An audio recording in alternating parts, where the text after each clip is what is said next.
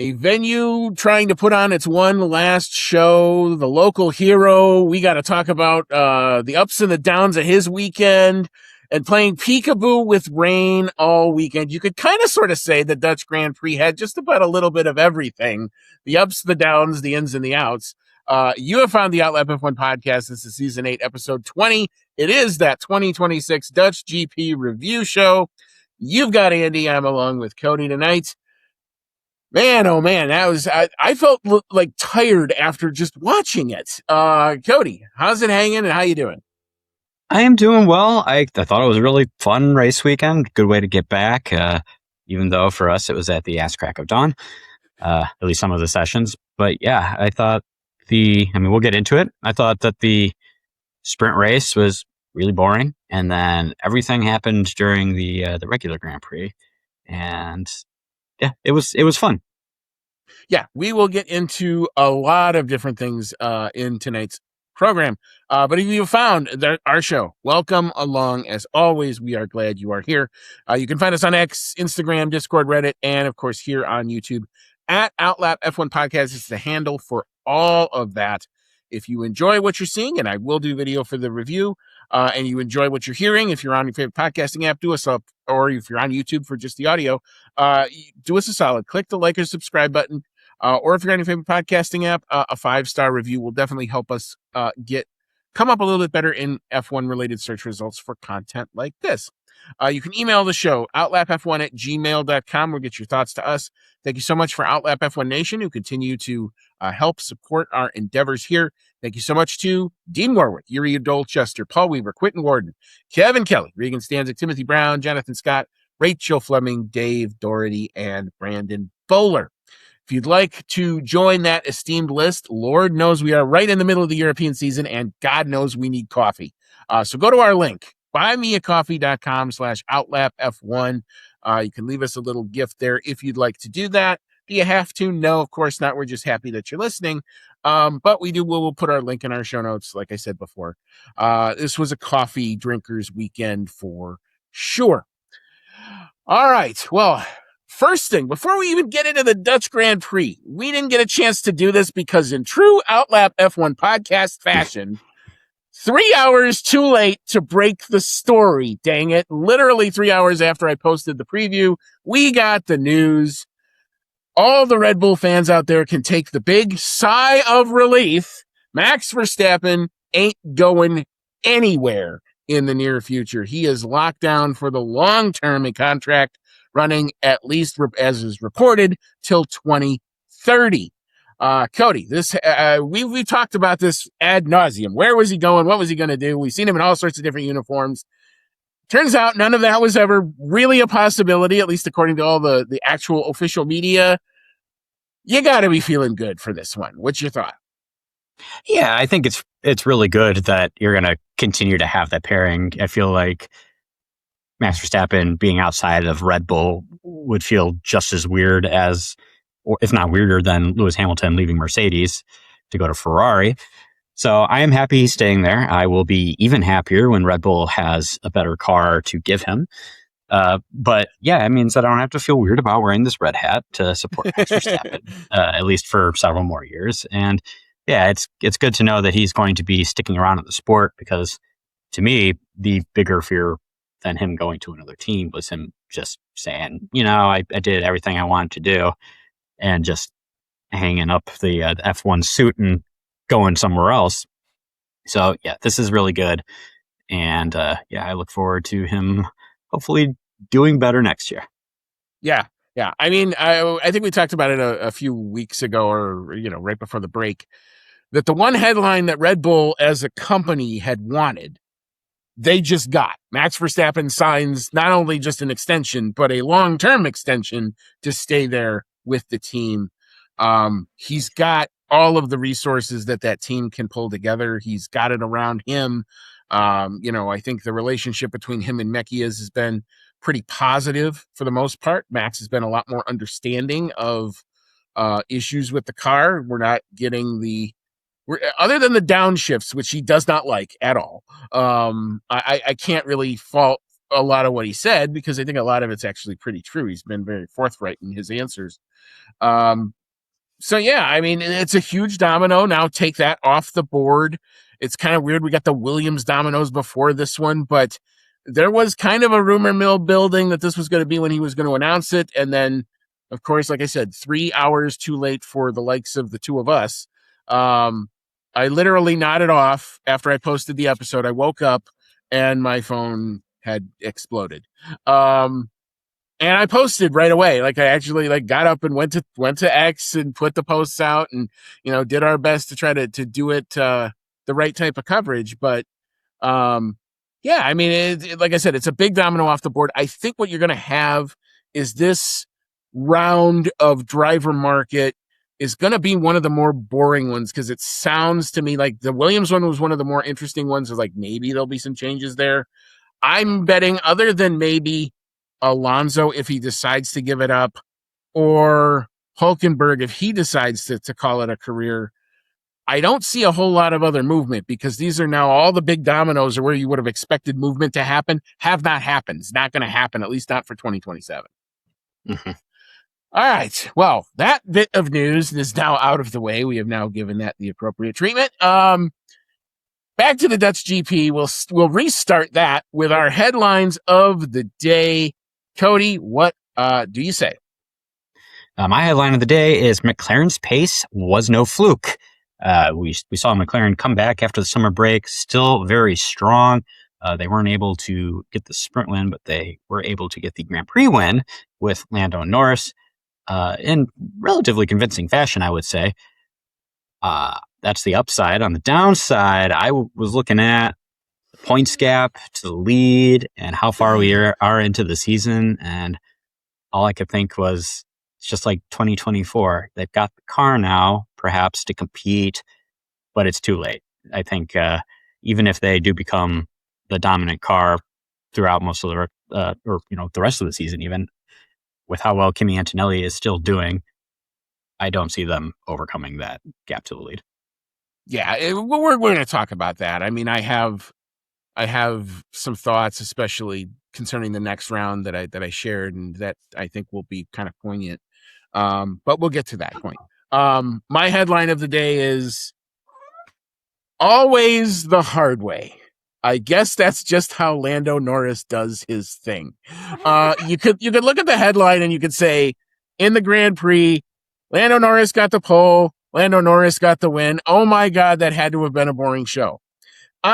If you're a Lando fan, that's just not how it goes. We can't ever have it be nice, straightforward.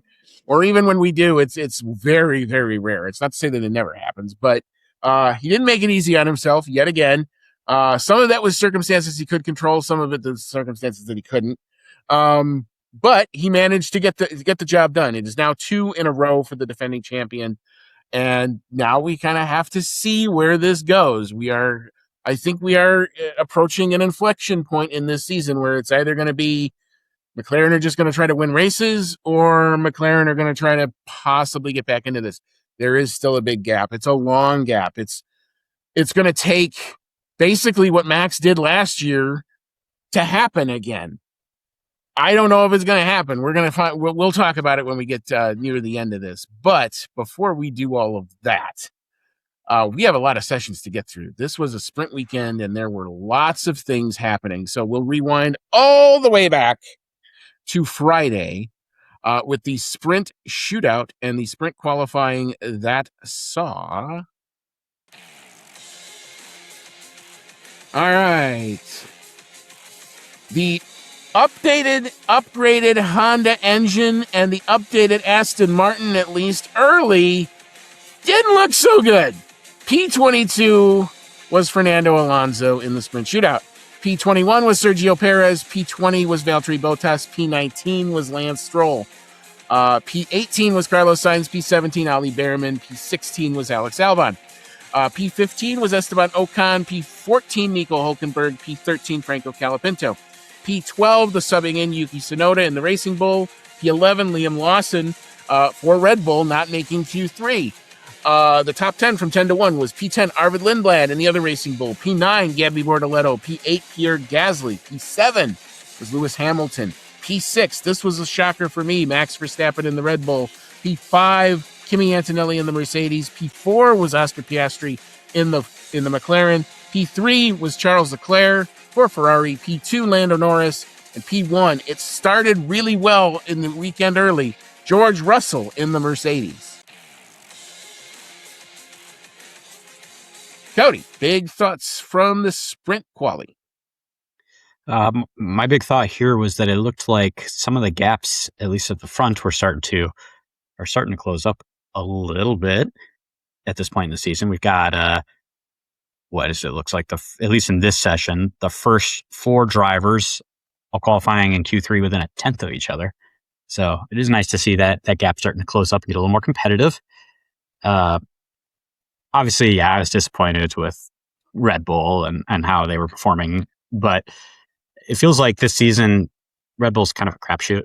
Like some weekends they're right there, they're running at the front, they're competing for the win even occasionally, and then other weekends it's just like this one where they're at the back of the forefront teams, they're quite a ways off from the qualifying pace, and they just kind of meander around in that 5th, 6th, 7th position unless some miracle happens. But yeah, I had a feeling that this might happen, but it's disappointing all the same.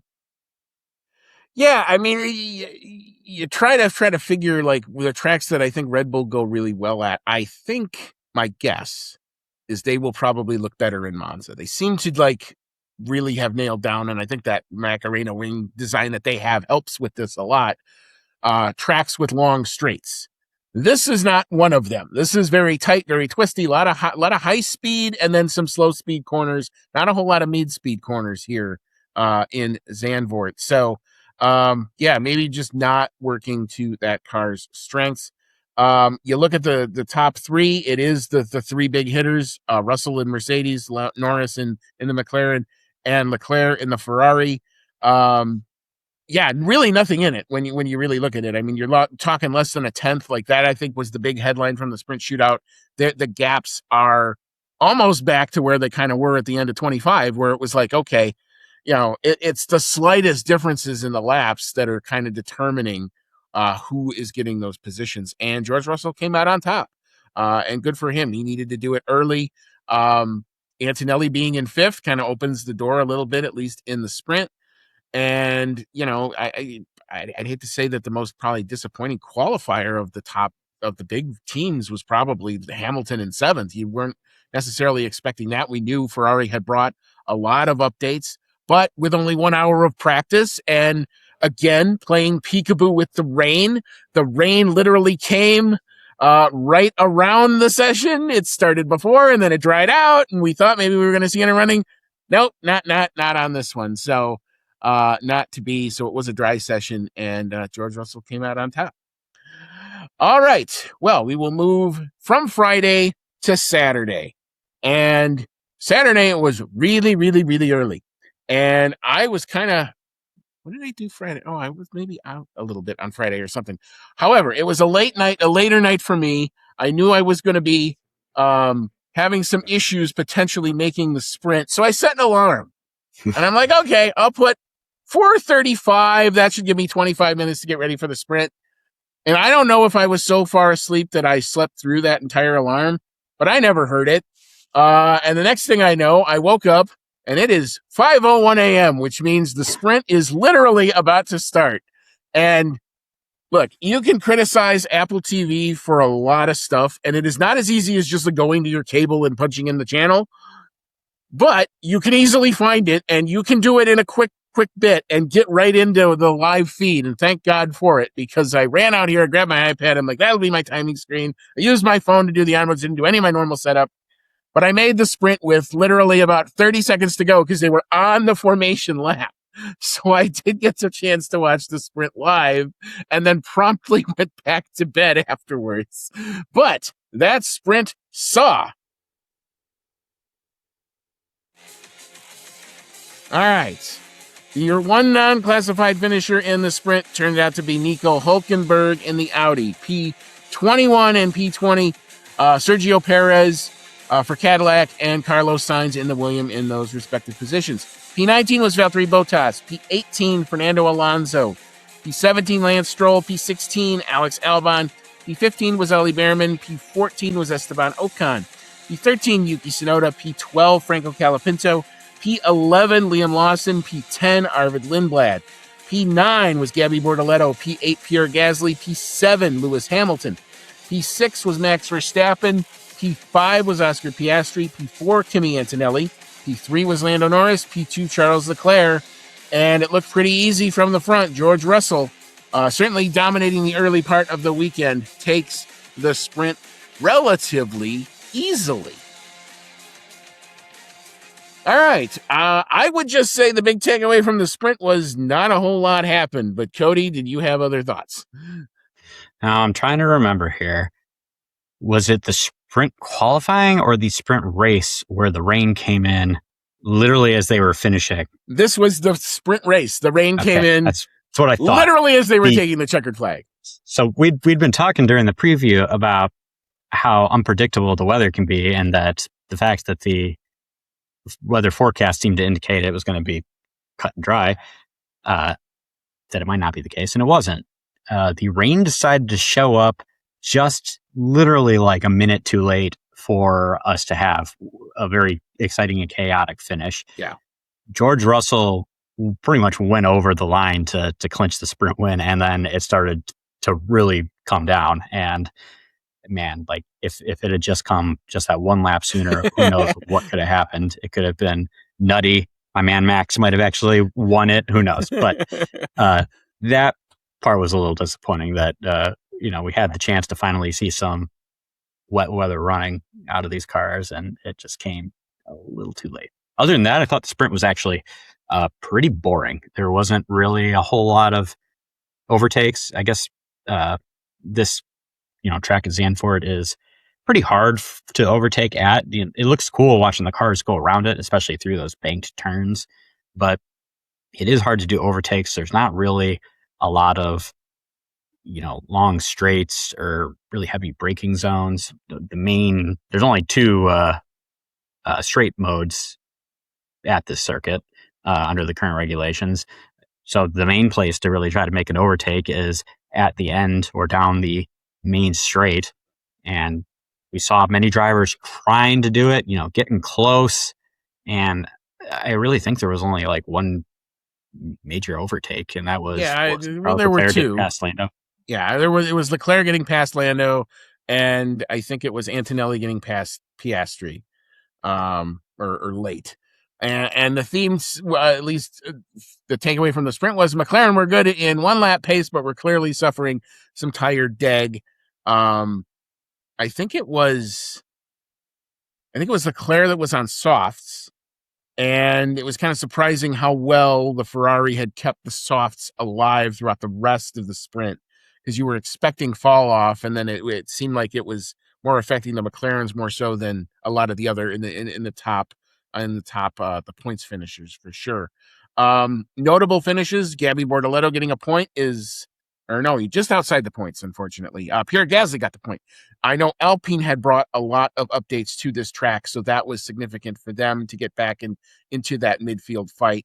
Not a lot of overtaking, I would say, was another theme of the sprint, and mainly because I think everybody was trying to play kind of nice.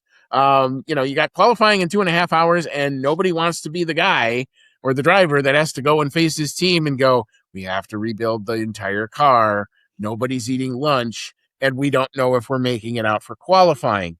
It is probably my one issue with kind of how we do this format. I don't have a problem with the sprint race being in the morning or being the first session of the Saturday, but it does tend to mean that I think more drivers are going to be risk adverse versus risk or sending it like they definitely were doing when we get to the main race on Sunday.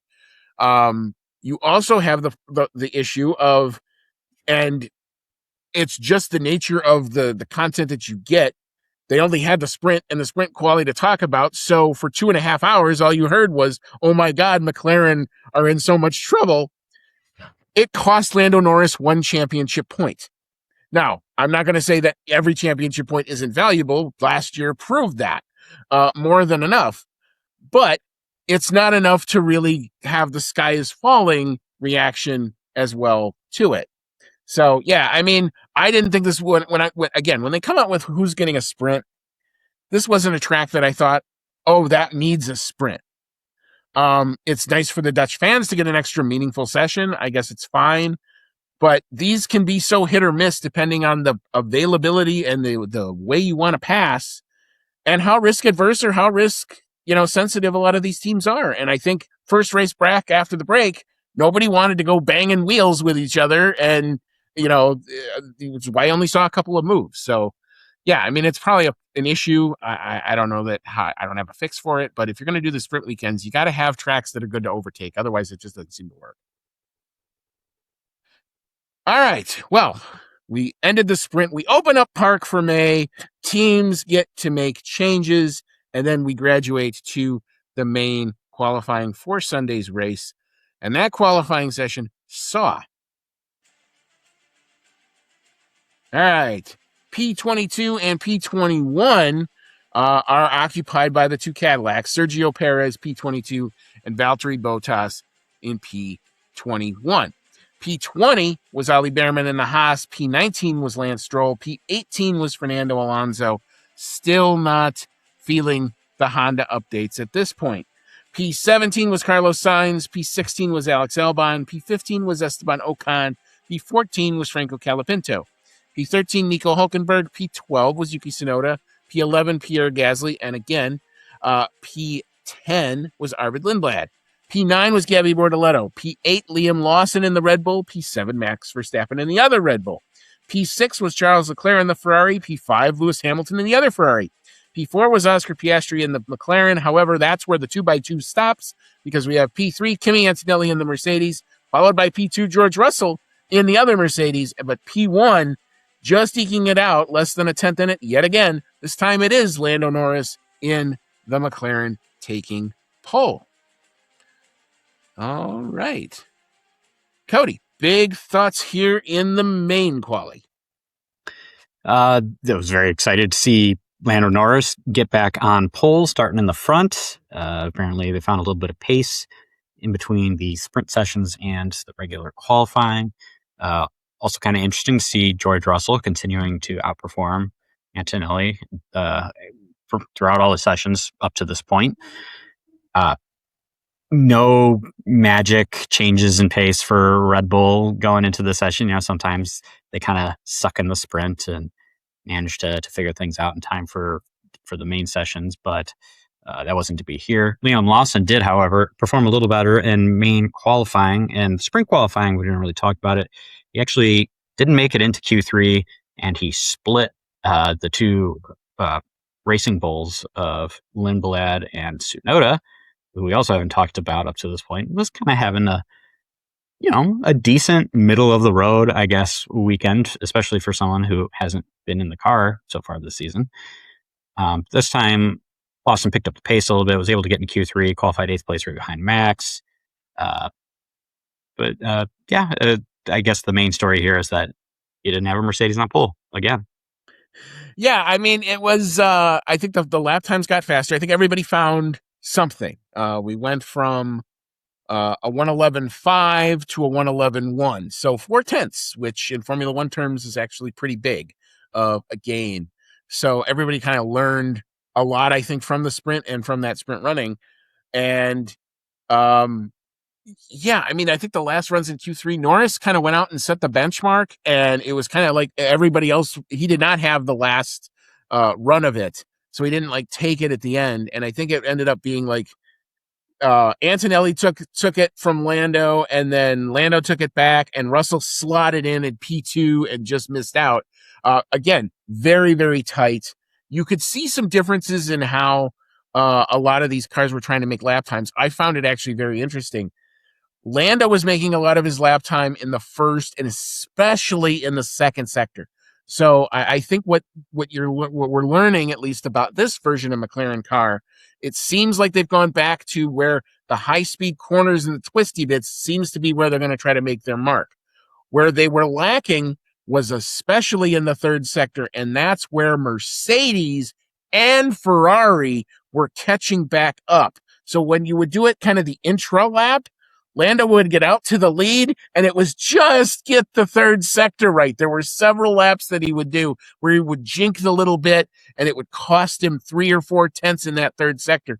So it came down to a very fascinating tale of who's deploying where, and maybe it's fascinating to you, maybe it's not. But I found it interesting just to look at the sectors as to who was making their lap time respectively where. So that was kind of an interesting thing in the main qualifying. Big sticker, again, we talked about, we didn't know what Aston Martin were going to look like. And it looked like until they got to the main race, they weren't looking so good because, according to everything that I was reading about was still going on, Honda engine was very, very rattly. And it was the same problem like when they were starting over. So they brought more power and it made the car shake again. And so we had to figure out ways to get the car not to do that. So I think that's kind of why you're seeing Stroll and Alonso. They did improve. They got past the Cadillacs. They were not dead last. But that was not what I think what a lot of Aston Martin fans were looking for from the big Honda update, at least early. Notable performances, I would say, again, go to Bortoleto and Lindblad in the Racing Bulls and the Audi, respectively. Pierre Gasly just missing out on the top 10. Definitely, Alpine felt a lot better about, I think, their car in general, at least over at this track, because they were definitely looking a lot more competitive there in the midfield. All right, any other big thoughts before we move on to Sunday? No, I'm ready for the race, and I'm ready to rip off the Band-Aid. All right, well, so again, we were playing peekaboo with the weather. We did this the entire weekend, and we get to Sunday, and I wake up and I like to watch the drivers' parade. Formula One, if you don't know, puts on their social media the drivers' parade pretty much free to anyone. So if you're on YouTube, you can find it. You're on Facebook, you can find it. If you're on X, you can still find it. It's one of the few things that still works on X live. It's amazing. If you have a phone, you should be able to find this thing. So I opened it up and I'm watching the driver interviews, and it is bright, sunny, blue sky. And I'm like, well, okay, we're out of the rain danger. We should have our normal one-stop race. And I was wrong. I was very, very wrong, because we get to the recon laps an hour later and the clouds had come and the sea did its thing and sucked up the moisture out of the sea. And the clouds just got heavy and chucked it down over Zandvoort about a half an hour before we were supposed to go, before the lights were supposed to go out. So the recon laps to the grid were all basically on intermediate. Max Verstappen actually went out on a set of full wets. So we had a full wet sighting in 2026 for a recon lap, if nothing else. It showed up on the timing with the blue W on his timing screen there for a minute. And it looked like all of the prep was going to be, what tire are you going to run? But also what is characteristic of Zandvoort, once the rain stops, it usually is very windy.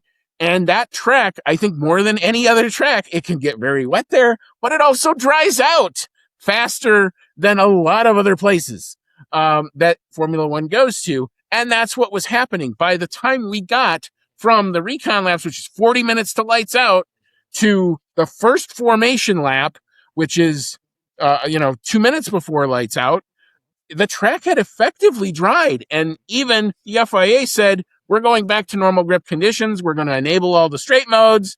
So all of the buildup of, my God, we're going to have a wet session.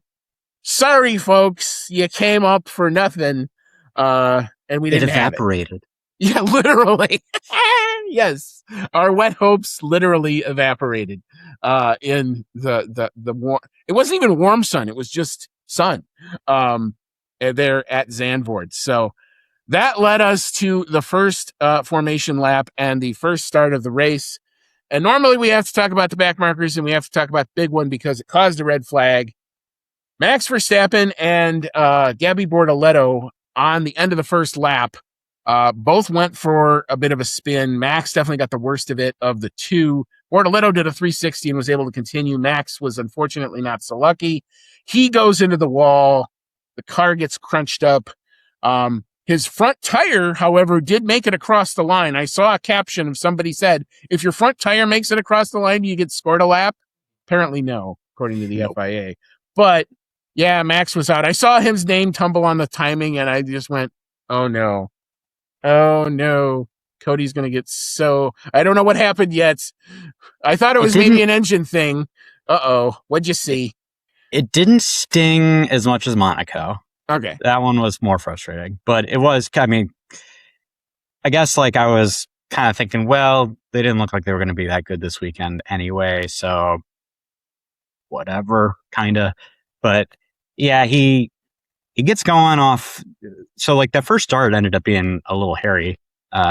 Had a bunch of guys bunching up going into that first turn. Max ends up actually going like kind of halfway off the track, manages to pull it back together. But then yes, most of the track was dry, but the half of the track back where you have that final turn coming into the main straight, that was still fairly wet, and that's a pretty high speed area. It's a banked turn. Yep. And I guess, yeah, Max was just really trying to gun it through there and, trying to regain from a poor starting position. And it just hit a part that was a little too wet or too slippery, loses the car at high speed, slams into the wall, pretty much destroys the car.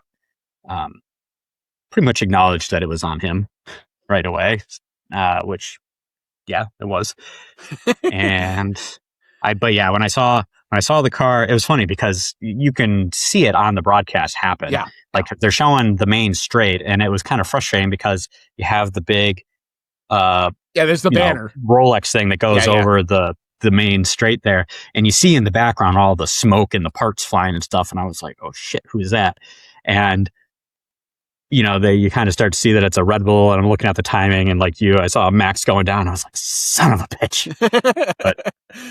but yeah. So that sucked. And yeah, Gabriele Bortoleto spun pretty much for the same reason, but he was luckier that he didn't really run into anything. For two reasons. Neither of them collected anybody, which was also very fortunate. I mean, Bortoleto got extremely lucky. One, he does the whole 360 right in front of his teammate. And the only way I can kind of equate it is in NASCAR terms. You just saw a puff of smoke, and Nico Hulkenberg had to make a decision. Do I go left or right? He went left, and that turned out to be the correct decision. And if he goes right, it's a T-bone, and we're talking about a whole different accident. All the way around. The best comparison I can kind of harken it back to would be, if you recall, Piastri's spin in the sprint in Brazil, where it was just that little margin of the tire going over that little bit of moisture, probably at the wrong spot, and it just sent the whole car around because there's so much force and counterforce going on. It didn't look like, now, I will give Max some credit in that when I saw it from his onboard, it didn't look like he was cheating. It didn't look like he was trying to get to the painted area and maybe take a 10th or something. He was holding very steady through it. It just looked like he came across to me, it looked like he came across a patch, the car lost grip, and at that point, then you're just a passenger, and there really wasn't anything he could have done. But nobody else was backing out of that corner either. I mean, Pierre Gasly had a huge jink but managed to save it. We talked about it. The Bortoleto did the whole 360 spin and survived. And Hulkenberg just misses him. But yeah, it was definitely red flag worthy. That was totally true, because there was damage, I think, to the barrier and stuff like that. It was surprising to me that they let the race continue for about 30 seconds after the crash. And then they put the red flag out. But I guess that again, I can't speak for race control. What they ended up doing was ultimately, in my opinion, the correct decision was red flag. So we stop. Everybody comes down the pit lane. We clean up the car. Max is, unhurt and okay. And I think that's the biggest positive from that entire situation. And then that enabled some teams to do some swapping of tires. And then we started again. And this time, unlike the first start where Lando Norris got away clean, because George Russell did not have a good first start. George Russell got bogged down. And if it's any other track other than Zandvoort, would have probably gotten a penalty for the block he put on Piastri. But there really wasn't anywhere for him to go. And I kept thinking about it in my head. I'm like, well, even if he doesn't do that, where's he going to go? He's going to go into the traffic. And so I'm like, as mad as I want to be about that, I really can't fault it. Like, he's defending his position, which he's entitled to do. So Antonelli was in second, and some of the order kind of got flipped around. The second start, Antonelli nailed the second start.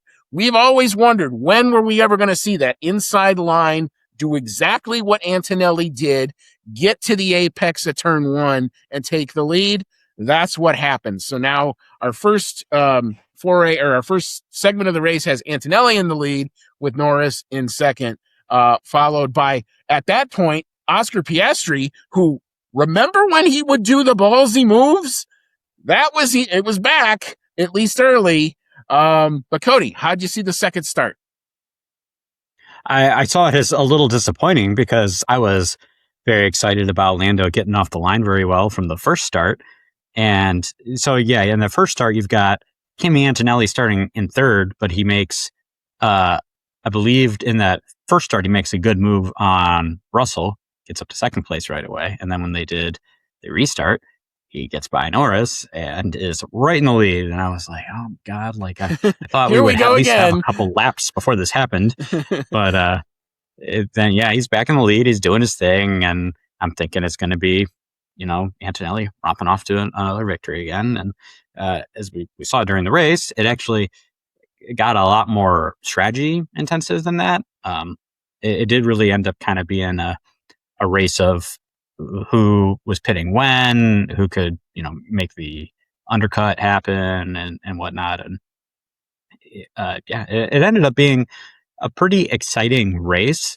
I would say less for on-track action and more for like the strategy considerations that went into it. Because the consensus, at least according to all the stuff that I had read about it, was that they thought it was going to be a one-stopper. There's, dry conditions. You're going to start on mediums. You're going to run that 24, 25 laps, which is what the sprint was. And then you're going to come in and box and probably switch to the hards. And you're probably going to finish on hards. And that was going to be kind of without doing some on-track overtaking. That's what you thought you were going to get.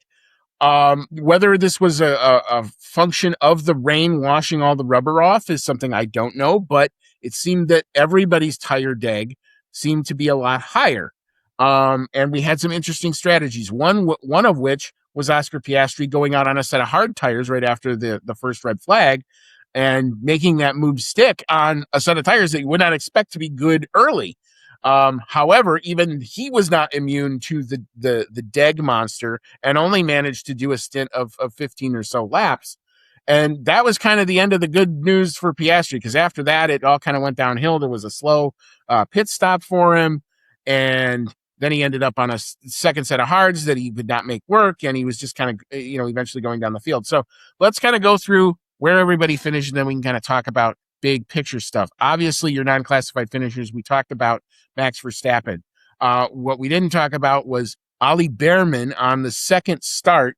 And the first time they went to the standing start, could have been a royal hot mess.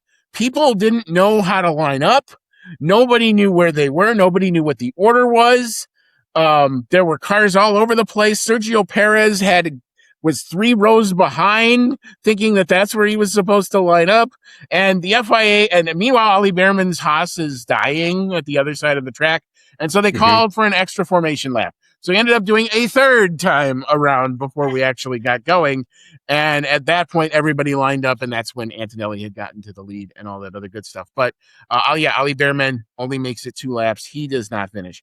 Lance Stroll made it 45 laps before they decided to retire his car. And Esteban Ocon, a bad day at the office for Haas all the way around, makes it 52 laps into the race. He does not finish. Your final non-classified finisher, it feels like we're leaving Cadillac out if we don't do it, but Valtteri Bottas decided to call it a day 61 laps in. Cody, you were about to say something. Sorry. I was just saying you missed one. We still got Alex Albon, who was also a non-classified finisher. Yeah, no, we're not done. I guess he's classified, right? DNF, though. Yes, the Williams team decided to take their new contracts and decided to play bumper cars with each other with them, apparently. Alex Albon and Carlos Sainz. Carlos Sainz is classified, but finishing 2 laps down. Alex Albon was not so lucky. They had a coming together of teammate on teammate drama. And there was a lot of teammate on teammate drama that we also have to talk about as well, especially over the radio. They come home, P17 Albon with a DNF. Your first classified finisher is Carlos Sainz in P16. P15, the benefactor of all of that chaos, Sergio Perez in the Cadillac. One of their better finishes. Hey, look at that. P14 was Franco Colapinto, and P13, they heavily penalized Franco Colapinto, and P13 was Gabby Bortoleto in the Audi. All right. Cody, big thoughts. I think the Williams probably take the cake in big thoughts here in the back markers. Yeah, I would say so. Like we already covered Max. Yeah, we already covered that Haas was having a bad day. All of the Rearmen not making it into the second start. Most everybody else that's down here, we're kind of expecting to see. Gabriele Bortoleto had the spin and all that stuff, so kind of makes sense that he might not be on performing for the rest of the day there. Franco Colapinto got a lot of penalties, and the Cadillacs are Cadillacs. So they're going to be right around here the rest of the season. Yes, the Carlos Sainz and Alex Albon figured out that they're both going to be getting paid and with the team through next year, and they decided that meant, okay, if we've got any like pent up frustrations or ego to take care of here, we're going to take care of it right now. Yeah, and yeah, they ran into each other, and I'm sure everyone back in the paddock was sitting there pulling their hair. Yeah, it's one of those that you just had to. I just looked at that entire incident and I just went, "Why? What were you going to gain?" There was no gaining for either of them. They were not in the hunt for points at that point. You just had to wonder why. I mean, ego. It's got to be that they want to. That they both are sitting there going, "I'm number one at this team," and now they've both got contracts, and now they're trying to prove it. And it's stupid. Yeah. So, I mean, it ended up resulting in a late virtual safety car, which enabled a lot of the front runners to get a cheap pit stop. So a lot of it ended up being a 3-stop race for a lot of guys because of that, as it turned out. All right, moving into the midfield, P12 is Arvid finishes. Arvid Lindblad finishes P12. Let me get that out correctly in the Racing Bull. P11, I think as a show, we should rename P11 the Yuki Tsunoda Memorial P11 Award. We should call it out, I think, every time from moving on forward, because he comes back for one race, and where does he finish? God dang it, P11. Yuki Tsunoda does it again. There's gotta be a stat about that. It's almost uncanny. P10, Pierre Gasly does get a point for the Alpine. Here's your other headline. Forget about the winners. Forget about the top 6 for a minute. Your headline in the midfield is Fernando Alonso on a long, hard tire stint strategy makes it work. 2 points, P9. He triples Aston Martin's points haul on the season and actually sounded positive on the radio. It was actually pleasant Fernando on the radio. It was crazy. What world are we living in? Fernando Alonso, P9, and scoring points for the Aston Martin team. P8, Nico Hulkenberg, big points for them. They come home, P8, 4 points for Hulkenberg on the day. P7, we said this guy had to have a good weekend. I think overall, if you say P7 in the Grand Prix is kind of where we wanted him to be, we got it. Liam Lawson comes home in his Red Bull sub stint and brings it home in P7. So those are some feel-good stories, I think, here in the midfield. Cody, what you got? There's actually a lot going on in the midfield. A lot of it you already touched on. Very happy for Fernando Alonso to finally be getting some more points here for Aston Martin. It does show just how far they've come since the beginning of the season, that now they're actually getting multiple points. And you're having a happy Fernando Alonso, which is a rarity. I laughed my ass off when I saw that Yuki Tsunoda came in 11th because just like you, I was like, it's too perfect. Like, it doesn't matter if he's been out for, half a year or, whatever. He comes back and he's still in P11. Although I do have to say that it's actually pretty commendable considering he has not been in the car Yes. half the season. He's coming in after the summer break, uh, fresh first time out, and it's a sprint weekend. So he's only got the one practice session before you start into competitive sessions. And all things considered, he actually did pretty well. He even finished ahead of Arvid Lindblad, his teammate, which I thought was very surprising. And then Liam Lawson ends up performing much better than he had done in the sprint sessions. It gets all the way up into 7th place, which, I figure is probably right around where Isaac Hadjar would be finishing had he been in that seat. Now, I will say as well that he's, what is that, like Almost a full 47 lap. seconds off of Oscar he's almost, Piastri. he almost got blue flagged. He almost, but so, yeah, he finished in 7th and he got some decent points in the Red Bull, but he was pretty far off of everyone else who was in the front runners there. So, kind of take his performance there with a little bit of a grain of salt. But I mean, he got points. He did well. He did, I think, about as well as he could have hoped for his first time in that Red Bull racing car. And he faced the same challenges as Tsunoda in a lot of ways. Coming back from the summer break, car you haven't driven yet, sprint weekend, so you don't have a lot of time to come to grips with it. And yeah, by this point, he had at least figured it out a little bit. Yeah, I mean, I always just wonder kind of the logistics of that. Like, did they have to revive his overalls from last year or maybe remeasure him and get all that ready to go? Because, I mean, it looked seamless. Like, he was there on media day and he was in all the right uniforms and had all the right stuff and Had to looked move like the he pedals belonged there. way up in the Yeah, car. exactly. He is not a very big guy. No, but I mean, I'm sure that they probably had to have a seat fitting. I mean, that's probably something that they probably did right before they scrutinized the car. Yeah, but I mean, I think for a guy that had needed to have a positive, like now, at least if this is the end of his Red Bull official career, and Lord only knows, we don't know what's going to happen. It ends on a much better, less sour note than it did before. And maybe that leads to some sort of an opportunity for him later on down the line. I don't think he's a guy he's not washed. He's not finished. There's still potential there for something to have a very solid career. He did do pretty much exactly what he needed to do in this race, which was to show that he's still got it and that last season is not really a good representation of his ability.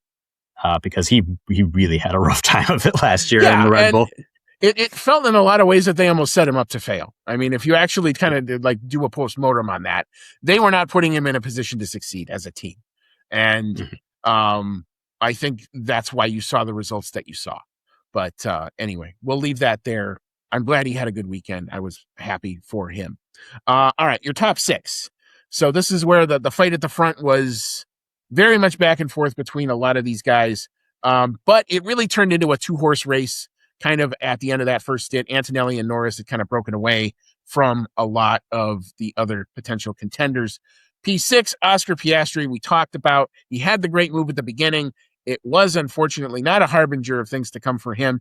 Very much struggling on the tires at one point, coming on the radio and saying, will somebody help me to drive this thing? Because he couldn't figure out what was exactly going on with the car. P5 and P4, we have to talk about the drama that was Charles Leclerc and Lewis Hamilton and Ferrari team orders and Ferrari decision desk. It's back. Look at what happened. And it was delayed again. And everybody's pissed. We'll talk about those two. Another 2 drivers at least one driver who I think was a little bit more pissed off than the other one. P3 was George Russell, who got team ordered himself against P2, Kimi Antonelli, who was trying to win the race, but at that point, basically didn't have the pace, was good early, got the lead early off the second start, like we talked about, held Lando at bay, but Lando stayed with it and was basically able to use a elongated overcut strategy and some really good laps on a set of hard tires right before the second pit stop. Even though he didn't completely do it in the pit stop sequence, he had so much better pace right after that. He comes home second race on the bounce for Lando Norris, the defending champion. Cody, big thoughts here in the top 6.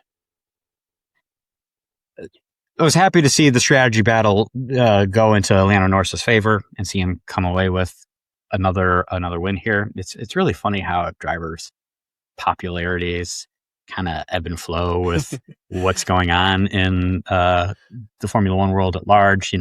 We've seen Lando Norris go from being, the underdog hero to the, last year everyone thinking that he was, fucking up repeatedly, especially in the first half of the season and couldn't put it together, to becoming champion. And now everyone's like also happy that Lando Norris is winning again because he's not in a Mercedes.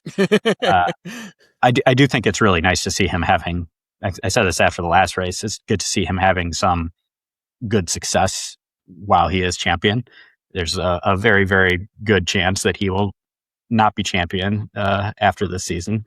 And he's showing that he really does deserve to be champion, I think. And so I was very happy to see him come away with that. Big one here, though, is you had the story of the team orders. You had it for Mercedes. You had it for Ferrari. The Mercedes one was less frustrating, I would say, to see. Although I think it was also kind of more bullshitty. Because that's a good way to describe it. Because go ahead. So you got George Russell, who has, he's running in P2, and he's obviously not got as good a pace as Kimi Antonelli at this point in the race. But we saw throughout the whole weekend it was not easy to pass, and he wasn't struggling that badly. At least against, Antonelli, I would say. So I think it would have been completely fair for George Russell, who is, let's be reminded, still competing for the championship. Tied for P2. Yep, tied for P2 now.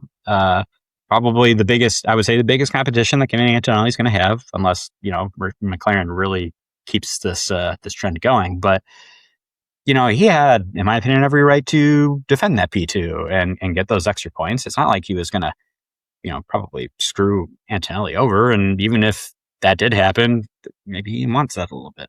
Regardless, Mercedes looks at the situation, they see the Ferraris catching up, and they see, maybe that, I don't even really know what they were saying, because Kimi Antonelli was in a better position to defend because he had the better pace and the better tires at that point. And it kind of really seemed like they were throwing George Russell to the wolves when they asked him to give up the place to Kimi Antonelli. So you're pretty much saying, we don't really care that you're competing for the Drivers' Championship right now. We just want to maximize points for our guy in the lead, I guess. And right. Yeah, it's just really wild. And we also need to remember that George Russell got really, really lucky that he actually finished third, because it looked for sure like he was about to be passed by Lewis Hamilton for that P3. They were literally coming around to the main straight, and Hamilton was right on his butt, looking like he was setting up to make that move. Less than a second. As all that's happening, you get the safety car, or virtual safety car. And that pretty much took all the momentum out of him. And therefore George Russell was able to hang on just that little bit more and finish on the podium. So yeah, I guess it could have been a worse result for George Russell, and maybe he's trying to be positive about that he was still on the podium. But if I was him, I'd be pretty pissed behind closed doors about the way that Mercedes chose to handle that. Yeah, and that's not their MO. That has not been the Mercedes ethos. Toto Wolff has said, that the drivers are usually free to race. And now we had our kind of first situation where Kimi Antonelli was a little bit on the back foot. He loses out in that hard tire flip-flop with Lando. Lando gets past.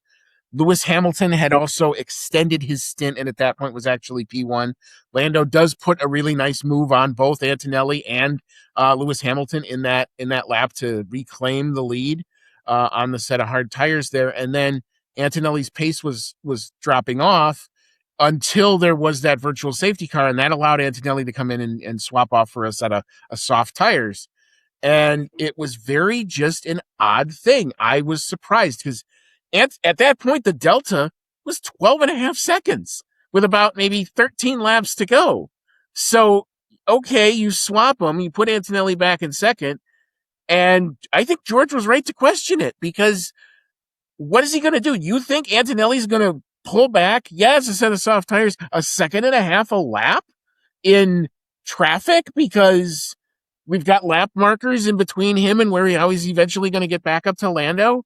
It just didn't make sense to me, why you would choose to do that there. And then that sends the message to the Russell side of the garage, or the garage, if you're speaking British.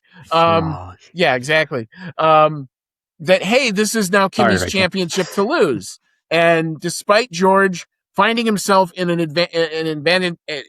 advantageous position to his teammate, to his championship rival, as much as you could say that there is one right now, it was a very odd call. I kind of scratched my head, and it didn't work. Antonelli really didn't close the gap to Lando. It ends up finishing 11 and a half seconds. So all of that kerfuffle cost George Russell 3 points, damn near cost him the podium. The only reason George Russell was on the podium is because the Ferrari screwed it up worse. Well, we're going to talk about that in a minute. Because if not for that, George Russell's maybe not on the podium, and the gap to Lando didn't come down hardly at all. So again, it didn't work, in my opinion. But Antonelli gets 3 points back in the championship. Odd time to pull that card, if you ask me. Yeah, it did seem like a really weird spot. Like George isn't out of it, so it didn't really make that much sense. But yes, like you said, Ferrari screwed it up even worse, and it just, I don't know, like Ferrari just seems to have a knack for making these types of situations like extra frustrating, because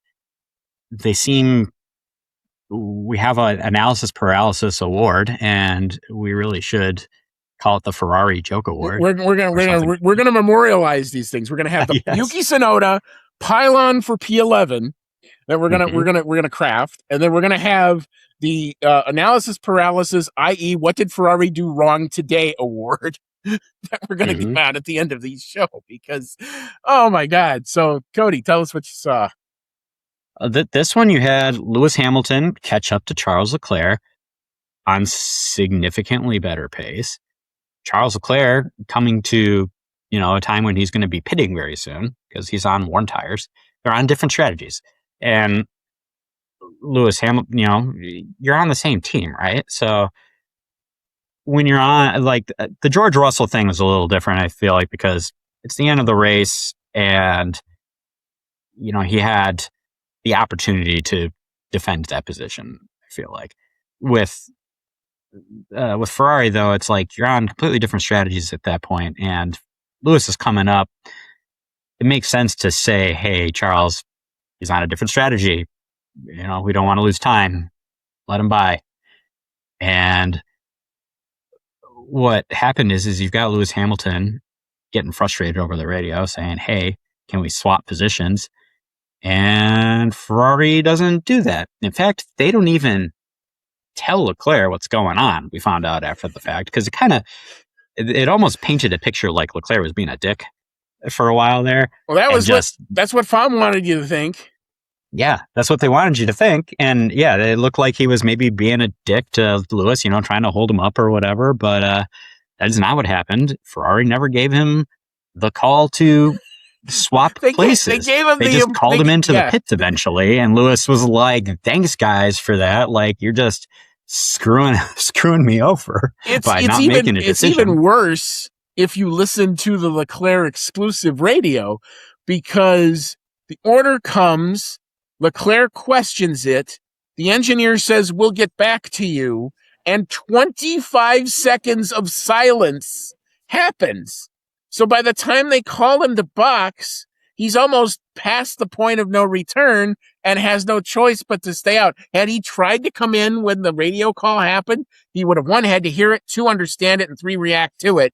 It may have been one of those he doesn't make the cone, and Lord only knows what happens then at that point. So he goes around again, and then eventually comes into the pits and boxes the car. That frees Hamilton up.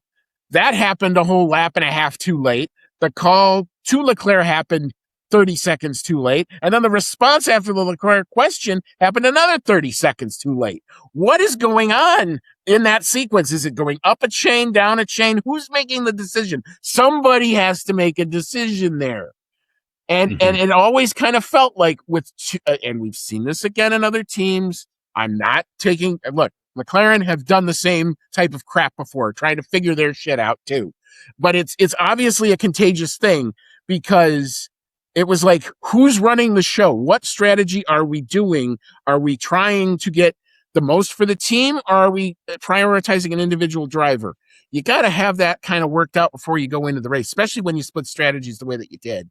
And all it caused was chaos, and it didn't work for either of them at the end of the day. Lewis doesn't get the podium. Now, it's because of that virtual safety car. He probably would have, but doesn't happen. And Ferrari, by all estimation, at least on race pace, we're probably the quickest car, but come home fourth and fifth because of it. So you have to look at this as very much a self-inflicted wound all the way around, any way you slice it. Yeah, I agree. It seems like Ferrari's trying to decide everything by committee. And in the world of Formula One, where everything happens very fast, you just don't have the time to do that. You gotta pick someone and say, you're in charge. And when it comes to making those decisions, you look at that person and you tell them, I need a decision right now. And they do it. Yeah. That's my fix for it anyway. Yeah, I mean, just know what it is that you're doing, and you have so much good equipment. For God's sakes, like, if you have to take the headset off and yell at the other side to tell them what to do, that's what you go do. But again, I don't work for them. I don't understand it. It was a very odd situation all the way around. But lastly, just, me as a Lando fan, it's good to see him do that. It was good to see. Like, I thought, like, it was interesting. There was, even when he wasn't in the lead, he was keeping Kimi Antonelli honest throughout it. Antonelli never really shook him. It never got really beyond a couple of seconds. And it was probably one of Lando's better, I think, complete, other than the start, pretty much a complete drive all the way around for him. What does that potentially do to getting back in a championship fight? We're going to look at the points, and then I will kind of share my thoughts. It always just seems Monza becomes that inflection point no matter where you want, how you slice it. Monza is an inflection point. And we're going to have basically two paths, I think, for the rest of this season. And Monza's a track that McLaren sometimes struggle in. I'm not going to lie about it. It's got the straights. It's not their main strength. Their strength is in the high-speed twisty bits, and there's really not a whole lot of that in Monza. But if somehow, some way, Lando can outscore Kimi, whether it's for a win or whether it's just a significant point margin because Kimi is taking a grid penalty, I think that's already all but been announced, for the next race in Monza. If Lando can get this going, it's one sort of narrative, basically, that maybe there's an odd chance of a championship fight for the rest of this season. If McLaren do what they always tend to do in Monza, which is somehow find a way to let their opponents wiggle off the hook, it's just going to be about winning races, and more than likely, Kimi Antonelli is going to be your driver's world champion. Because at least now we see some competition in it. McLaren obviously have put a lot of work into that car. It's definitely working on the Lando side. We still have to get, in my opinion, some help to Piastri to kind of refine the racecraft a little bit. But the car's there. I mean, it can do it. It definitely does it over one lap. We've seen both drivers been able to do it over one lap. So where we go is going to be like, I hate to say that the whole championship is going to probably come down to next week or 2 weeks from now, but it probably very well could be. I hate to sound over dramatic, but that's just the math more than anything else to see. So stay tuned. Next weekend will be interesting, or next race will be interesting for sure. All right, Cody, any final thoughts on the Dutch GP? No, there's just that I guess it was a little more exciting than I thought it was going to be. I honestly thought this was going to be a little bit of a stinker because of the notoriety with it being difficult to pass. But yeah, I was pleasantly surprised, and let's hope we can keep that pleasant surprise going for Monza. Yeah, I mean, it's a fitting end and a good curtain call for a venue that's not going to be back for at least a little bit. I hope. You never know what's going to happen. You hope that somebody wants to throw some money at it and maybe get going again. But the Dutch fans, the whole time that this circuit has been back in the modern era, have equated themselves very well. They're very fun to watch, even when there's been delays. I think sometimes that's where they shine because I've seen more dance routines in a whole section of fandom than I have anywhere else. So good on you, Zandvoort, Circuit Zandvoort. A fitting farewell if this is the last time we're going to talk about this track for a bit. All right. Well, that is your Dutch GP. We're going to take a quick break. We'll re-rack. We'll come back. We will decant what this did to all of the driver standings. We'll tell you where the new points sit in the constructors. We'll then open it up to your takes on the weekend, the fan email segment. Got our contributors here. And we've got some updates on one of them who I wanted to make sure I gave a shout out to. And then we'll hand out our awards. Whether we're memorializing them or not, but we're going to hand out our awards, and then we'll talk a little bit about predictions, and then we'll start to preview what may very well be the championship decider race of this season in Monza in a couple of weeks' time. Come on back. You will not want to miss it.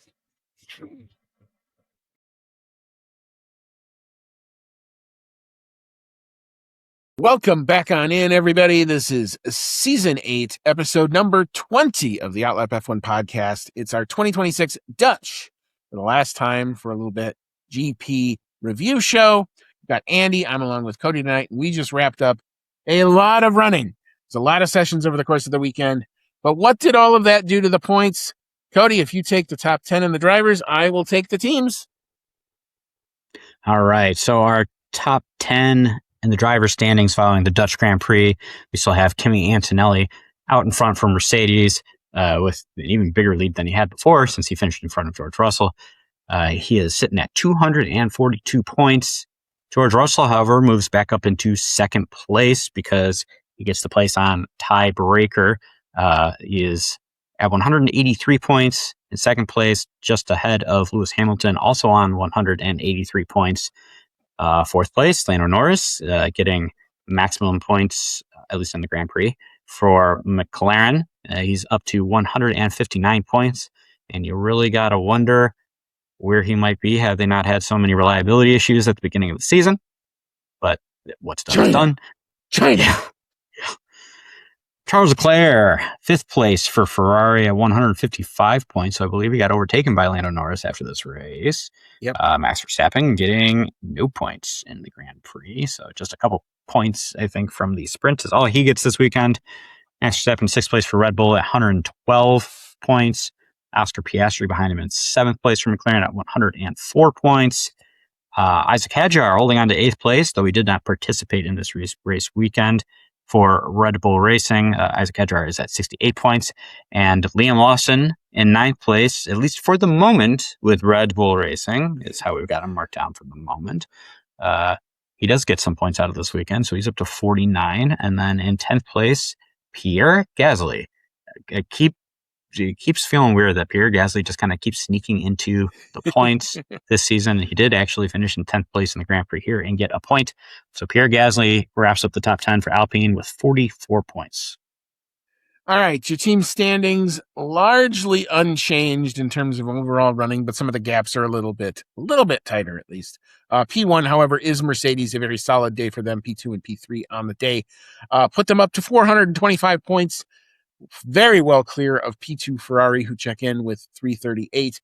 P3, it's going to be a bit of a stretch if McLaren can get out of that P3 spot, although they do now have a car that is now capable of winning races, as we've seen that now. They're up to 263 points on the season. P4 remains Red Bull Racing. They check in with 186. P5 is Racing Bulls on 66 points. P6 is Alpine. Very respectable here at 63 points. P7 is Haas. Points are going to be on pretty a rare thing unless they can put some real developments into that car, man. But they remain on 21 points. P8 is Audi. Significant points for Hulkenberg coming home where he did. Gets them up to 16 points. P9 is Williams, who remain on 11 after both drivers took each other out. P10, the biggest mover here in the down markers. They've tripled their point haul. Aston Martin up to 3 points, all on the strength of Fernando Alonso this season. Now 3 points clear of P11 Cadillac, who have yet to score in Formula One. All right. Well, you've heard our takes on the Dutch GP and all of the team order messes that happened between both the Mercedes and the Ferrari. It definitely must have been a very interesting debrief. I would have loved to have seen the little spy camera on the table just to hear some of that discourse, but sadly not. But it is now time for what you guys thought on the weekend. It's the fan email segment. We start, as we always are apt to do, with Rachel Fleming, who has delivered another banger of an email. Cody, what she got to say? All right. First email's from Rachel. Thank you, Rachel. And she says, well, nothing has changed since the summer break. 2 wins in a row for Lando. He was my driver of the day and was excellent. A world champion drive. I agree with that. That Max Verstappen crash was very scary. I am so glad he walked away from it. I'm glad Liam did well as well and got some points, a point to prove, and I think he proved it. Oh, and dear Williams, if I was James Vowles, I would be doing a Gunter. The first rule is to not hit your teammate. Daft. Very, very British lingo there. We don't really say daft very much over here. Sorry to lose the Dutch Grand Prix since the Max domination has ended. It has grown on me, and it's a shame we lose another European race. Audi Watch, well, that was a terrifying start with the spin from board and nearly collecting Hulkenberg, but Hulk recovered with a good points finish. Perez Watch, well, it looks like the brakes stayed intact, and he finished the race, so it's not all bad. And finally, Alonso Watch, genuine, deserved, not caused by half the grid falling off points. 2 of them. I was hugely disappointed in quality with the upgrade by Honda, but Alonso had a brilliant race and the strategy worked really well. And the last point Rachel has is finally, Lando couldn't. Could he? I guess I'll start with that last point because I was very against Lando's championship hopes at the beginning of this episode, and I'm kind of still sticking to that. I do think McLaren has shown that they really have something good going, and they have a shot at least because they've won 2 races in a row and they've looked very competitive.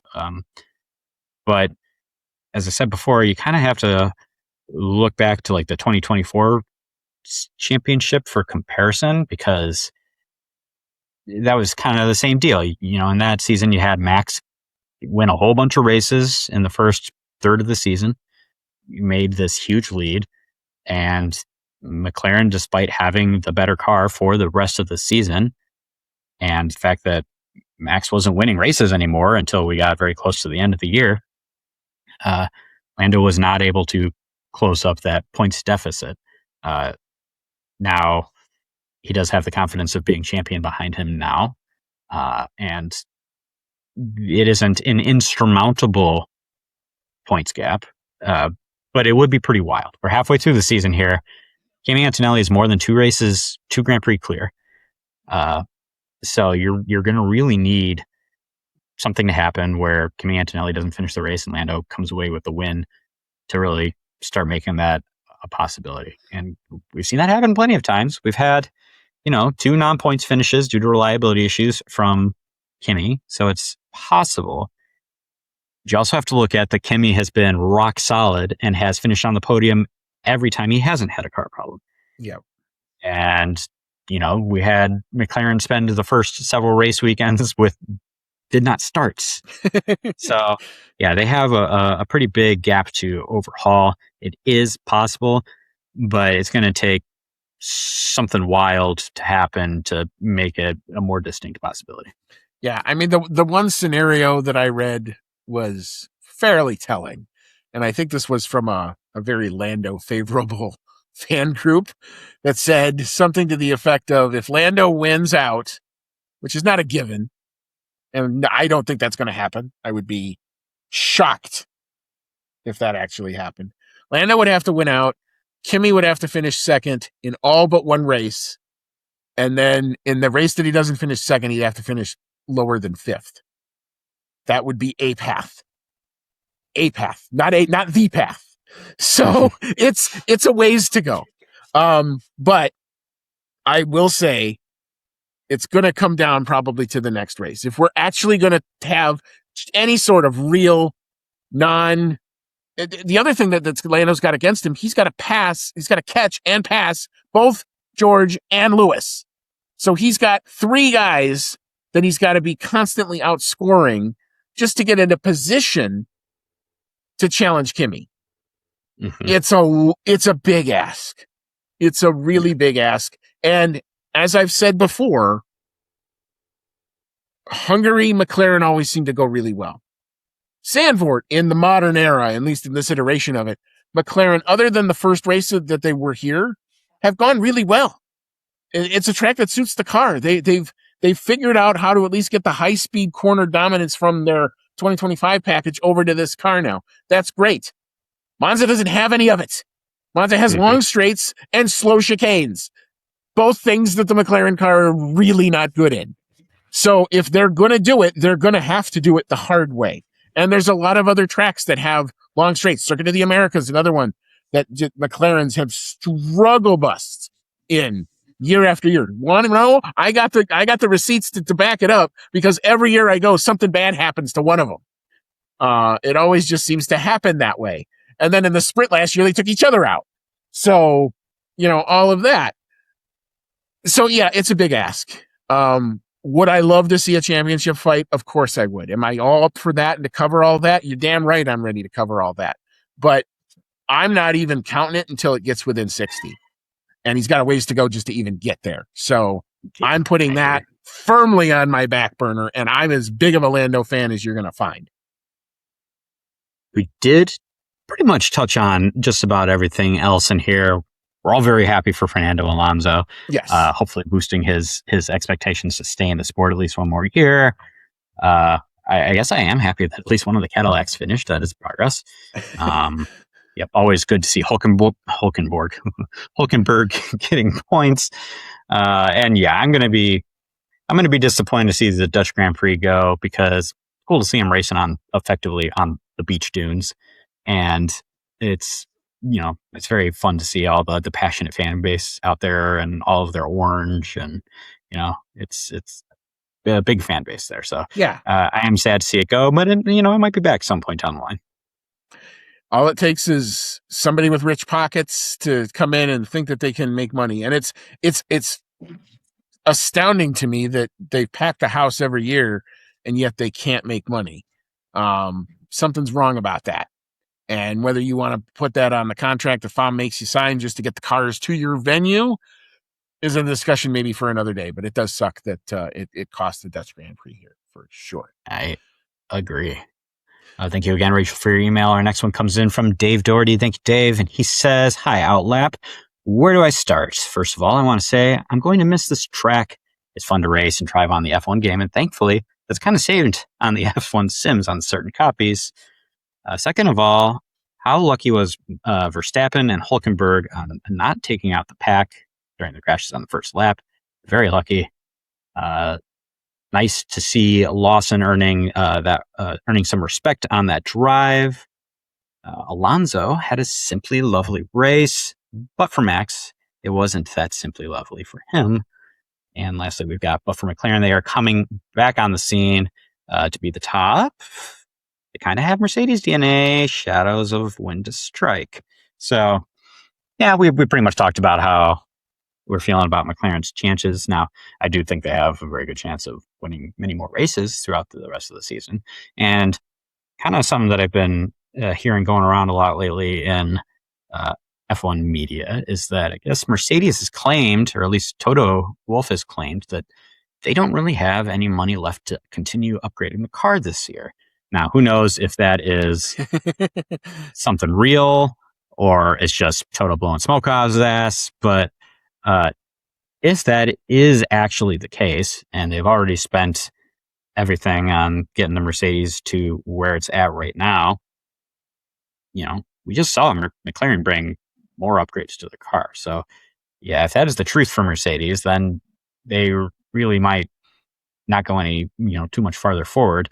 Now, that might not matter too much because George Russell still won the sprint race and got the sprint pole, and they were in the running and they're in the Grand Prix. So if this is the best they've got to offer for the rest of the season, it's still a pretty damn good package. But yeah, I definitely think we're still going to see maybe some more wins from McLaren, but a tough mountain to climb for the championship. Yep. Also very happy for Alonso. Disappointed in Max, but also happy he's not hurt. Yeah. Happy he's sticking around at Red Bull and for the foreseeable future. We haven't really talked too much about Lawson here, but he, in my opinion, pretty much did the same as Tsunoda in terms of doing what he needed to do to try to defend his future in racing, even if it's not Formula One.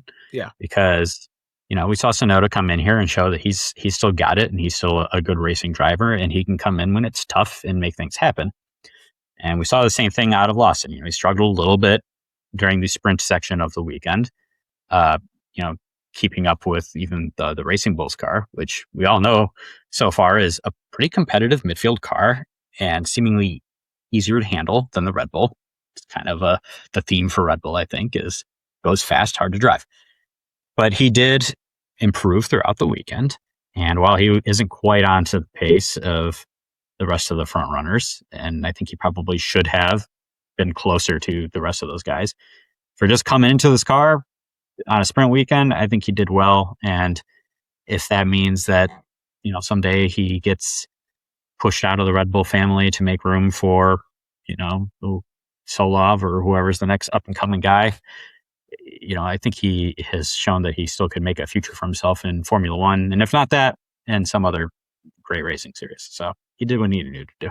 Yeah. I mean, he's definitely a viable candidate in a lot of places. Hot rumor that I keep hearing is Tsunoda is going to come stateside and possibly go race an IndyCar. There's some open seats at some potentially pretty competitive teams.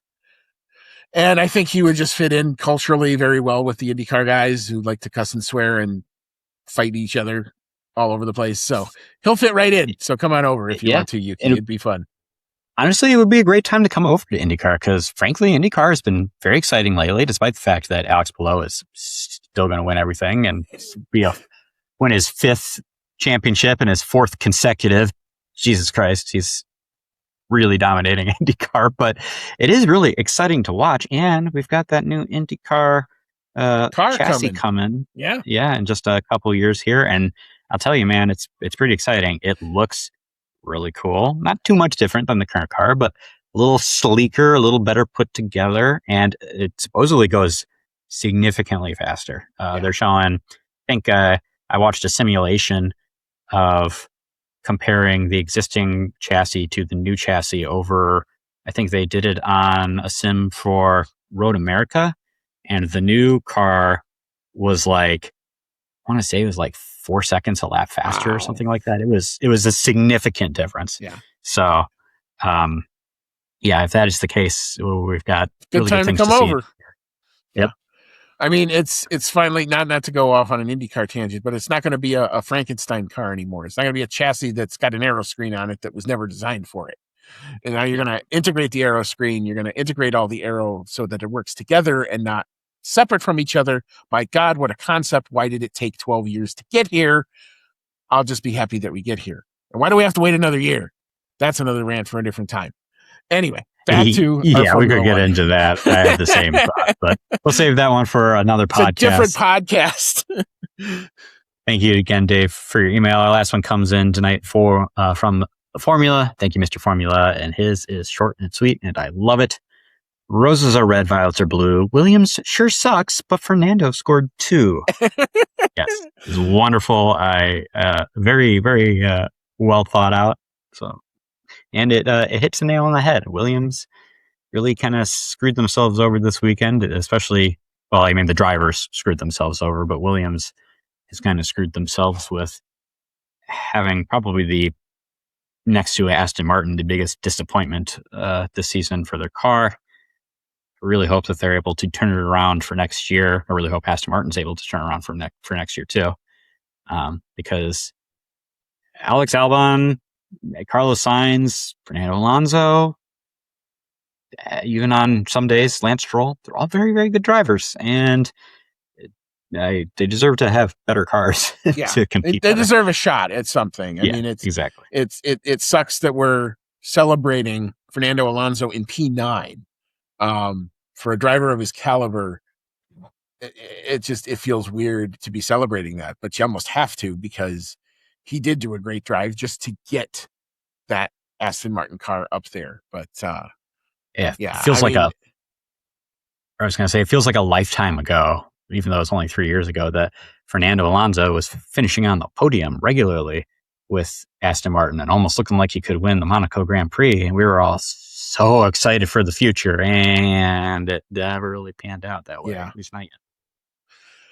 But youth springs eternal, apparently, sometimes for some guys, and he's just one of those kind of unicorns that is probably going to do it until his body tells him he can't. And he's obviously keeping in shape, and I've never heard that he's fighting through injuries or any of the other stuff other than when the car was vibrating. So good on Fernando, and may his reign live, I guess, over the sport. Anyway, just also wanted to take a special shout out to Mr. Formula and let everybody know that he is okay. He was in one of the awful zones that got affected by some of the tornadoes in Illinois and Wisconsin. They both got nailed with way too much weather for one season, more than enough than I would ever want to deal with ever again. But everybody's okay, and he's good. And when we were going into the break, it had just kind of happened, and I was actually quite a little concerned. But he did respond to me through a DM and said he's okay. His family was okay. So, that's always the best thing. So good news for Mr. Formula. Continue to contribute. We like hearing from you always. All right, so we will move into our awards, and we will start, as we are always apt to do, with the rubbish. Cody, yours is short and sweet, so I'll let you go first. What you got? Yeah, my rubbish award is Max. Why? He always pushes so hard, and it's like you're pushing so hard on the very first lap when it's wet. Like maybe take it easy just a little bit. I don't know, but I guess he wouldn't be Max Verstappen if he didn't push it really hard all the time. Sometimes shit happens, I guess, but still very disappointing. And I just hope he bounces back in Monza. Maybe they'll do what they did last year, and they'll just more or less take the back wing off the car. And no, they're going to open the hole more. You can't take the back wing off of these. You can just open the hole more. Oh yeah, there you go. Just open it completely. If you just have it open all the time. That opening is so big on the straight mode for the Red Bull. I think if they were going to make it any bigger, they might as well just take off the flippy flap. So, but we'll see what they come up with. Yeah. So I have two rubbishes. One is the on track. This one's was easy for me, and that is the Williams taking each other out. That was a new one. Ugh. Off track. And this was a story that probably didn't get a lot of pub. And it's one of those annoying things that I continue to see, and I don't get why it doesn't get more traction, because we've talked a lot about the FIA and how Mohammed Ben Sulayem has consolidated power. A few weeks ago, he came up with the rule that he was going to take off the term limits and basically anoint himself a king. And we've all just stood by and watched him do it. And one of the things that now he's doing with his kingly powers is apparently he's telling you that the Ukraine war is over and Russian flag drivers can now compete in FIA certified events again. What's changed? What in the world has changed other than your status and your ability to do this? That now, and it's nothing against the drivers, but that sanction exists for a reason, because that president likes big shiny things, just kind of like the guy here. And we were taking away some of his big shiny trophies in order to make a point. And now we're not making a point. And it's weird. And yet that conflict continues to happen. And we're just going to stand by and say, okay, because we can't do anything about it because we took all the term limits away. Oy. Yeah, I don't know really what to add to that other than it just kind of blows. And you really kind of like to think of sporting in general as something that kind of unites everybody, because everybody just likes watching a game of soccer or an auto race or something like that. It doesn't really matter where you're from. Everybody likes their sports. But So, I kind of like it when we're able to keep sports and politics separate, but you can't always do that. I think Formula One was in the right, as was a lot of other sporting of, bodies to put those sanctions on in the first place. And yeah, like you said, the sanctions are now gone, but the issue is not. So it feels very artificial. Yeah. So again, I don't know that it's gonna a rant of me is gonna do anything about it, but it was just annoying, and this is where I can put it, and it's half my show. So there you go. All right, we'll move on to analysis paralysis. I'll go first with this one. And mine is leaving Charles Leclerc with a busy signal halfway hanging on the radio for 35 or 25 seconds or whatever it was. That was a new one. I did not expect that to show up in the middle of the Dutch Grand Prix, yet it did. And it kind of annoyed me that FOM, I think to your point, you said this earlier, was trying to make Charles look like the bad guy. Charles wasn't the bad guy. He was going, "What do you want me to do?" And nobody was telling him. So, yeah, Ferrari right into the analysis paralysis award for me. Cody, what you got? I'm going to go ahead and broaden that to both Ferrari and Mercedes for their driver swaps shenanigans. Ferrari's definitely had more of the classic paralysis part of the analysis paralysis with not being able to make any decisions that they needed to in a short amount of time. Whereas for Mercedes, I think it kind of goes more to, why are you even doing this in the first place? It really doesn't make sense in this situation. All you're going to do is just continue to potentially alienate one of your drivers who I would say is not a number, he's not a number two driver. George Russell is, frustrating sometimes, but he is a high quality driver, and maybe not this season, but I think he's, every bit as good to compete for the championship. And you're kind of telling him no, and you're maybe doing that a little too early.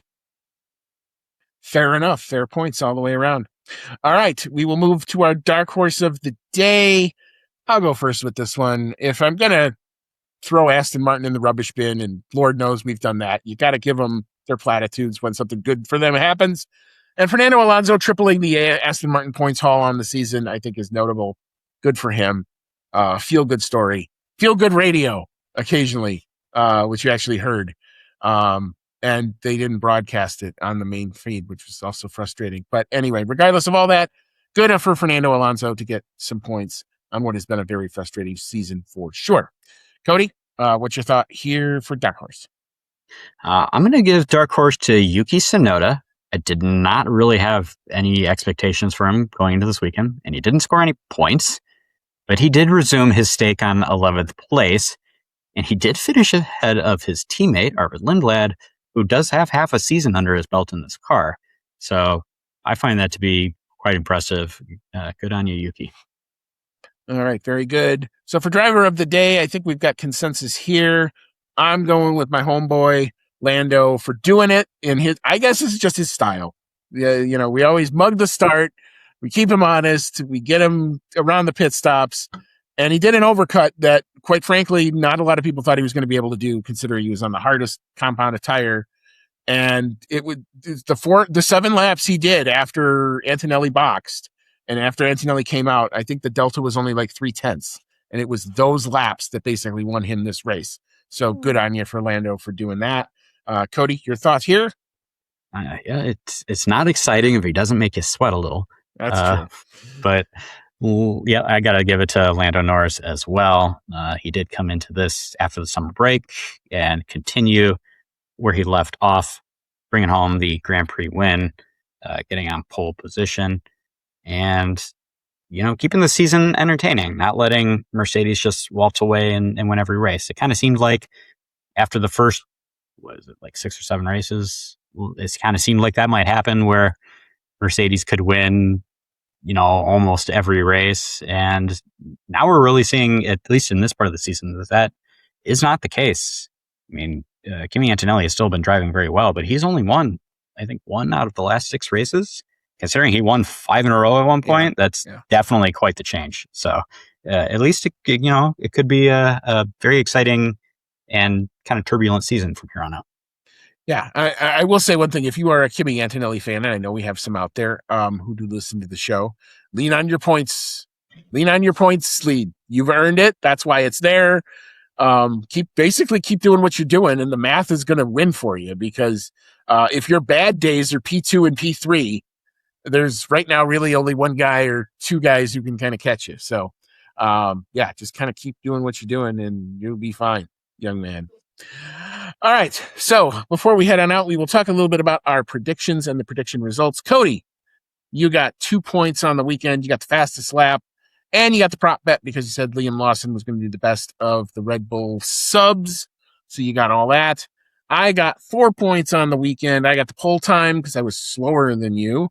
I got P1 on the podium because I predicted Lando for that. I got P5 bonus pick and P7 bonus pick. So those were how I ended up taking the Pretty good win for the picks this weekend. I think now I'm up to 3-1-2. I think is kind of the record because we've had a few draws. Yeah, in there. I think you're right. So I'm pretty sure that's where we are now as we move forward into the second half of the season. So lots to play for in our predictions game for sure. All right. Well, we have 1 week off before what may be the most important race for the championship this season, Monza. The one that we're all scared to death of to race on these cars. Here we go. So get your social media ready. I'm sure Twitter is going to be a nice, lovely place with a lovely, polite discourse about all of this. Yeah, right. Just remember, if you're pissed off about what you see in Monza, you've already won the argument. They're changing the regulations. They just have signed contracts that they have to get to the end of, and then we're not going to have to do this anymore. So it will come back to being the great venue that it is. The Italians will be fine, and they will be rooting for their asses off for Ferrari as they always do, regardless of whether they're fast, slow, or wherever. The Tifosi will be out in full force, I am sure. The podium will still be great. Monza will still be fine. We'll all get through it, folks. I guarantee you. Cody, any final thoughts? Just that no matter how Ferrari is doing throughout the rest of the season, they do always seem to pull out all the stops and do well for their Tifosi in Italy. I think we're going to see some of that next week. I would not be surprised if Lewis Hamilton and Charles Leclerc eat their Wheaties in the morning and put some rocket fuel in the tank and end up competing for the win. At least that's what I'm hoping is going to happen. We shall see. It is in 2 weeks' time. There will be lots of stories to come probably before then. Stick with our social media. If anything big breaks, we will obviously continue to bring it to you. Until then, take care of each other. It's a crazy world, man. For Cody, it's been Andy. And as always, may all your laps be fast.